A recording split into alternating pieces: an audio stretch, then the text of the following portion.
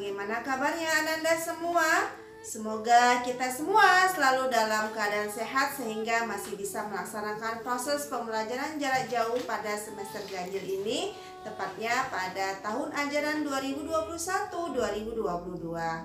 Ananda semua, tak terasa Ananda sekarang telah berada di kelas 12. Artinya masa belajar Ananda di jenjang SLTA insya Allah tidak lama lagi selesai.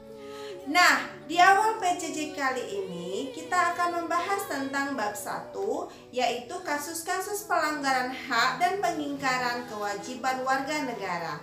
Yang pembahasan utamanya terkait dengan makna dan kewajiban warga negara. Nah, bagaimana sebenarnya yang dikatakan dengan hak dan kewajiban warga negara itu? Yuk langsung kita ke materi pembahasan. Adapun tujuan pembelajaran kita pada kali ini diharapkan Ananda dapat menjelaskan makna hak dan kewajiban warga negara. Kemudian Ananda dapat menganalisis nilai-nilai Pancasila terkait dengan kasus-kasus pelanggaran hak dan pengingkaran kewajiban warga negara dalam kehidupan berbangsa dan bernegara. Makna hak dan kewajiban warga negara. Hak asasi manusia adalah hak yang melekat pada diri setiap pribadi manusia. Karena itu, hak asasi manusia itu berbeda dari pengertian hak warga negara. Hak warga negara merupakan seperangkat hak yang melekat dalam diri manusia dalam kedudukannya sebagai anggota dari sebuah negara. Hak asasi sifatnya universal, tidak terpengaruh status kewarganegaraan seseorang. Akan tetapi, hak warga negara dibatasi oleh status kewarganegaraannya. Dengan kata lain, tidak semua hak warga negara adalah hak asasi manusia. Akan tetapi, dapat dikatakan bahwa semua hak asasi manusia juga merupakan hak warga negara. Misalnya, hak setiap warga negara untuk menduduki jabatan dalam pemerintahan Republik Indonesia adalah hanya hak warga negara Indonesia saja. Ketentuan ini tidak berlaku bagi orang yang bukan warga negara Indonesia. Nah, bagaimana dengan konsep kewajiban warga negara? Ya, kewajiban secara sederhana dapat diartikan sebagai segala sesuatu yang harus dilaksanakan dengan penuh tanggung jawab. Dengan demikian, kewajiban warga negara dapat diartikan sebagai tindakan atau perbuatan yang harus dilakukan oleh seorang warga negara sebagaimana diatur dalam ketentuan perundang-undangan yang berlaku. Apa yang membedakannya dengan kewajiban asasi? Nah, kewajiban asasi merupakan kewajiban dasar setiap orang. Dengan kata lain, kewajiban asasi terlepas dari status kewarganegaraan yang dimiliki oleh orang tersebut. Sementara itu, kewajiban warga negara dibatasi oleh status kewarganegaraan seseorang. Akan tetapi, konsep kewajiban warga negara memiliki cakupan yang lebih luas karena meliputi pula kewajiban asasi. Misalnya, di Indonesia, menghormati hak hidup merupakan kewajiban setiap orang, terlepas apakah ia warga negara Indonesia atau bukan. Nah, adapun kewajiban bela negara hanya merupakan kewajiban warga negara Indonesia, sementara warga negara asing tidak dikenakan kewajiban tersebut. Hak dan kewajiban warga negara merupakan dua hal yang saling berkaitan. Keduanya memiliki hubungan kausalitas atau hubungan sebab akibat.